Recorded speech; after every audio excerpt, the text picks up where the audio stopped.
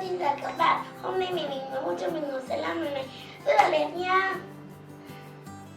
Bây giờ mình sẽ mở ra nha các bạn. Đây, mình sẽ lôi lật cả cục này ra.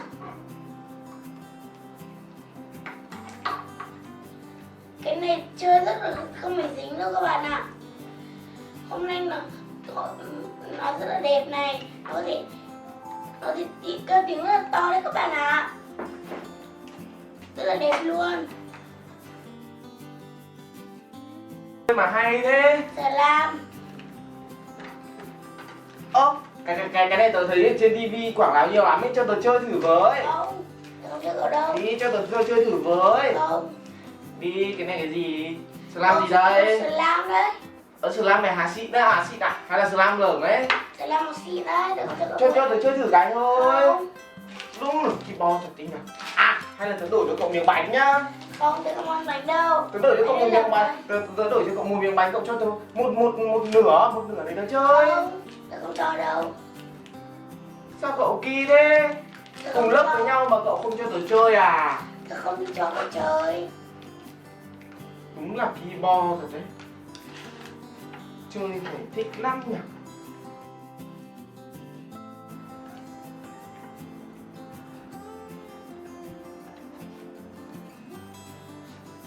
Thơm thơm nhỉ.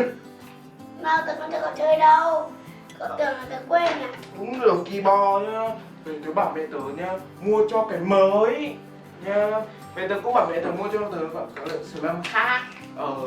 Về tớ bảo mẹ tớ mua cho tớ cái slime siêu to khổng lồ. Cái cậu. Ê.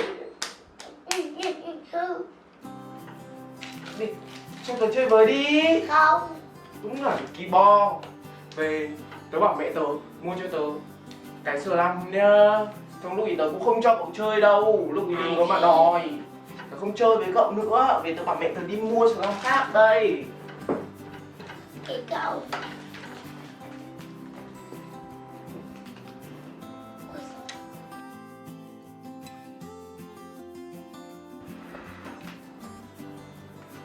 Trời ơi, hôm nay có cái lọ slime mới thì đẹp lắm này. Ôi, cậu có gì mới thế? Hôm nay cậu có gì mà mới thế? Đây là slime mà hôm qua mẹ tớ vừa mới dẫn tớ đi mua đấy. Cái này nhá, xịn hơn của cậu luôn. Cái này nhá, làm được bao nhiêu hình đây này. Đây này, con chim này, đây con chim này, quả bóng này. Này, đây này, các bạn nhìn đây này. Này, con chim này, quả bóng này. Đấy, nhiều lắm nhá, của cậu chỉ có mỗi cái hình tròn này thôi. Đây nhá, của tớ nhiều lắm. Này, nhiều chưa? Này, nhiều ơi là nhiều luôn nhá. Không đâu, lần trước nhá, cậu bảo là lần trước cậu bảo là cậu không cho tớ chơi, bây giờ tớ cũng không cho cậu chơi.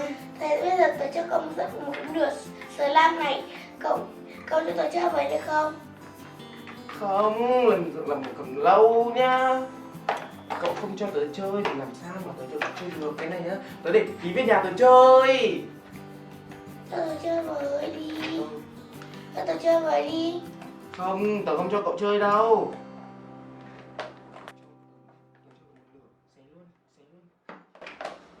Tớ cho cậu một nửa nhá. Ui dồi, cho tớ một nửa, sao hôm qua cậu không cho tớ chơi? Đây, một nửa cho cậu đây. Đâu, đưa đây xem nào.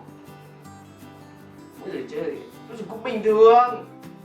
Bình thường thôi, cái slime bình thường thôi. Bình thường. Cái này làm sao bằng slime của tớ được. Gì đâu mà cứng cáp thế này. Chả có gì hay cả. Được rồi, tớ sẽ cho cậu chơi cùng nhá. Lần sau là cậu phải chia cho tớ chơi cùng đấy. Ok. Đấy. Đây đúng là một slime nhờ cậu nhờ. À, hay là bây giờ tớ với cậu cùng làm ra các hình slime khác nhau nhá. Ok. Đồng ý không? Ok. Xin chào tất cả các bạn. Hôm nay mình và bạn An sẽ làm slime bằng bộ đồ chơi mà mình mới được mẹ mua cho nhá.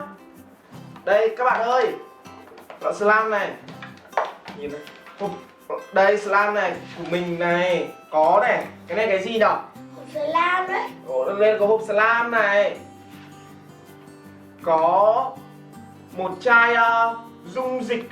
Làm đông. Dạ, các bạn ơi, đây là keo trong này. Keo trong. Đưa lên mày. Đây là keo trong nhé các bạn.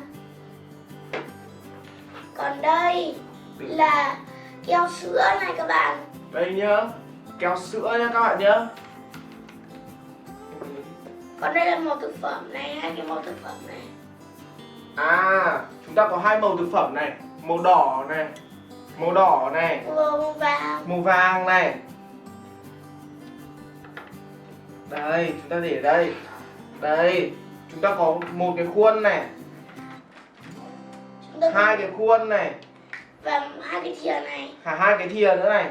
Là đáng yêu này. À, đây chúng ta có mỗi người một lọ để làm slime nha. Còn có màu này nữa này các bạn ơi. À, đây chúng ta có màu xanh nõn chuối à? Hình như là màu xanh nõn chuối này. Đây là những cái nắp của nó này các bạn. Đây, để chúng ta đựng những cái hộp slime này. Nắp vào cái Đó. hộp slime này các bạn. Đây, bây giờ nhá, mình sẽ hộp slime màu xanh, còn bạn An sẽ hộp slime, bạn An sẽ hộp slime màu vàng nhá. Cảm ơn. Ok, đây là có những cái khuôn này. Nào, bạn An chọn thìa màu gì nào? Tôi chọn thì màu cam. Thìa màu cam, sẽ thìa màu vàng nhá. Bây giờ mình và bạn, bây giờ hai bọn mình nhá, sẽ làm slime theo cái hướng dẫn này nhá. Đầu tiên là sẽ Đầu tiên ở đây nó ghi là trộn nước và keo theo tỷ lệ 1:1. Nước ở đâu? Nước và keo nha, bạn An nào. Nước và keo. Ở đây không có nước các bạn ạ. Keo sữa này, dung dịch này, keo trong này.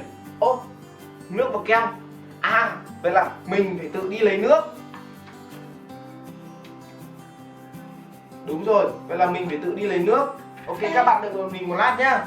Các bạn ơi, lúc nãy mình phải đi lấy nước về đấy này các bạn ơi. Đây nhá, mình lấy thêm nước rồi nhá các bạn nhá. Đây, ok. Đây, đầu tiên là sẽ cho nước vào này. Cho mình một tí nữa. Cho mình một tí nữa. Ôi dồi, cậu đồ đúng đấy, đúng cốc xuống. Đây, nước của bọn mình đây. À, Thế là bằng nhau rồi cái đấy cậu à. rồi. Để đấy nhá, để đúng đây nhá. Đây, bây giờ mình sẽ dùng lọ keo này. Cậu sẽ dùng cái lọ đấy, còn tớ dùng cái lọ này. Không, tất cả chỉ dùng một lọ. Đây, mình sẽ dùng lọ keo này. Keo trong nha.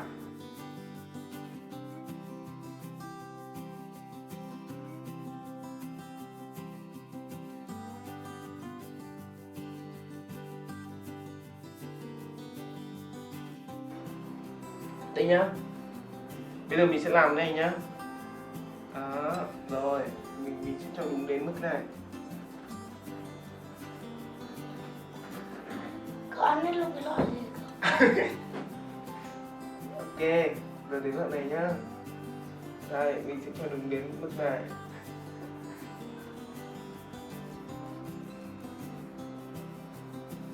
Ok. Bây giờ chúng ta sẽ khuấy đều. Bây giờ chúng ta sẽ chỉ cho 1 đến 2 giọt dung dịch làm nhờn này thôi nhá. 1 giọt này, 2 giọt này, 1 giọt này, 2 giọt này. Để đây ngoài. Đến ngoài. Đưa để đây ngoài. Rồi, tiếp theo bây giờ chúng ta sẽ dùng cái thìa này để trộn đều lên. Trộn đều này nha các bạn. À, đúng rồi, nếu mà chúng ta muốn cho thì chúng ta sẽ nên cho một chút màu. Tôi sẽ làm cái này. Bây giờ mình sẽ làm màu vàng này nhá. À không, mình sẽ làm màu vàng này đi. Màu vàng này đi. Ok, mở nắp ra nào. Nắp ra. Rồi, lấy cái thìa này. Đây, mình sẽ lấy cái thìa.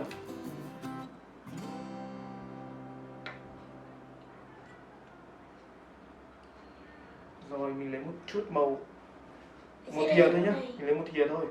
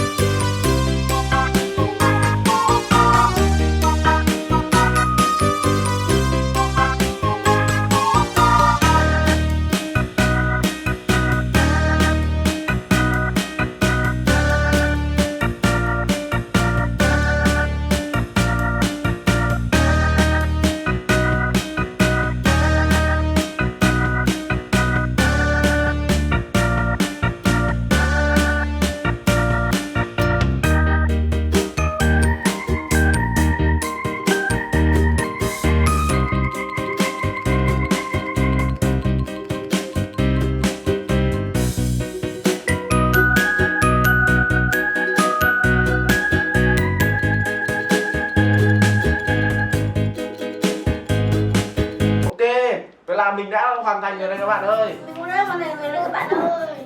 Đây này, của mình đây này. Wow. Của mình đây này các bạn ơi. Của mình hoàn thành rồi nha các bạn. Của mình nó dính các cục dừa này các bạn ơi. Như này. Đây này, mình có thể đây của bạn An. Đây của bạn An này cũng đã hoàn thành rồi này. Đây. Này của bạn An này.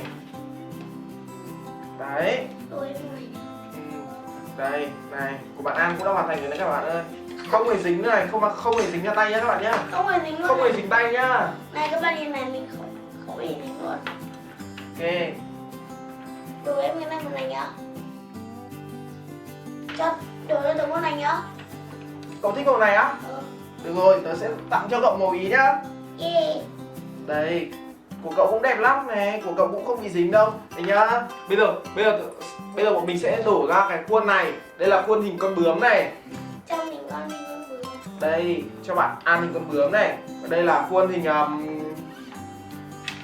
đây là hình như là khuôn hình cái thuyền này, cái tàu này. Đây, bây giờ mình sẽ đổ slime ra cái khuôn hình cái thuyền này nhá. Đây mình cũng sẽ đổ ra cái con bướm này nhá. Đây nhá, mình sẽ đổ ra cái thuyền này nhá. Đó.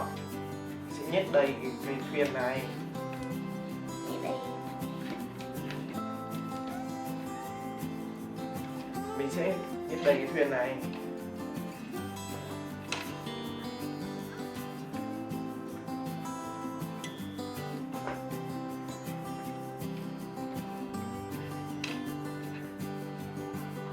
Ok, giờ mình sẽ bỏ những cái bước thừa này, bỏ cái chỗ thừa này ra đây nhá.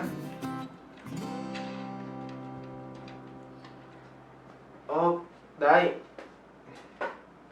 Wow, của cậu đẹp này thật đấy.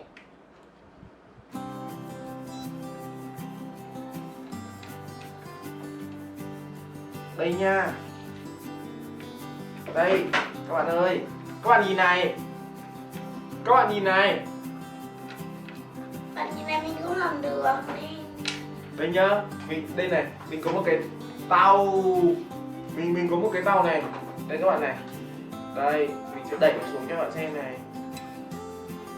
Wow. Wow, của tàu của cậu đẹp thật đấy. Đây này, mình có một cái tàu nhá. Ok. Đây này, mình có một cái tàu này. Của bạn An đâu? Làm được. Đây nhá, mình sẽ làm cho bạn An nhá. Mình sẽ làm cho bạn An một con bướm này. Em.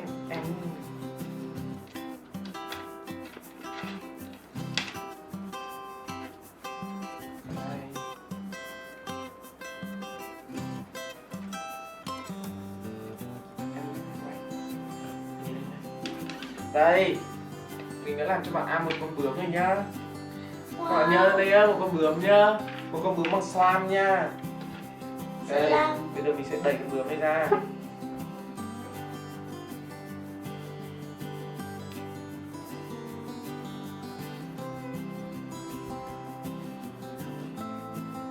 Oh. Con bướm của mình là Không được rồi các bạn ơi. Cái khuôn này nó ấy quá. Đây, bây giờ mình sẽ